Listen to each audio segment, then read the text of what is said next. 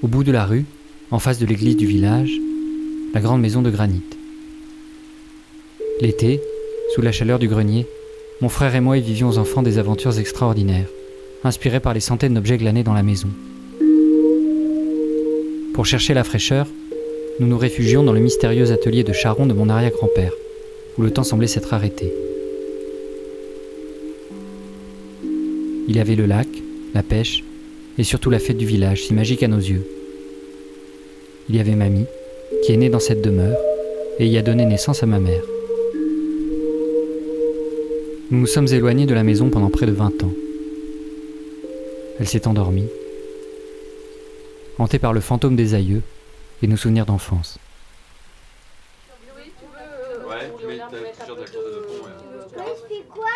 C'est seulement aujourd'hui que nous rentrons chez nous.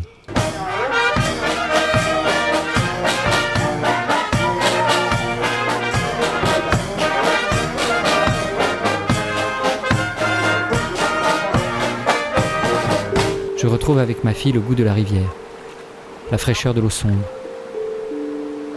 un frisson de plaisir à chaque pas.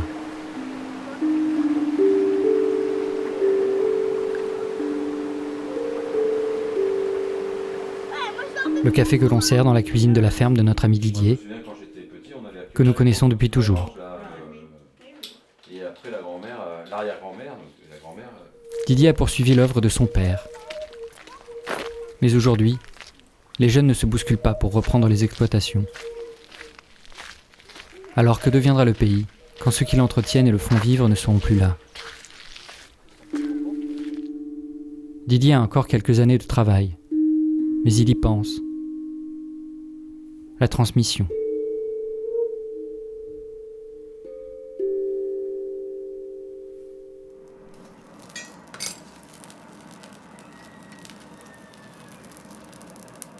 À quelques kilomètres de là, je retrouve mon cousin Cédric.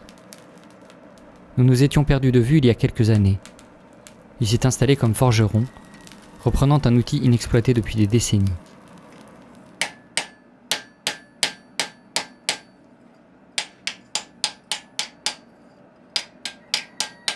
Il dit que ses gestes sont ceux que l'homme accomplit depuis 3000 ans. Sa forge pourrait être celle de mon arrière-grand-père, dans l'atelier de la grande maison de granit.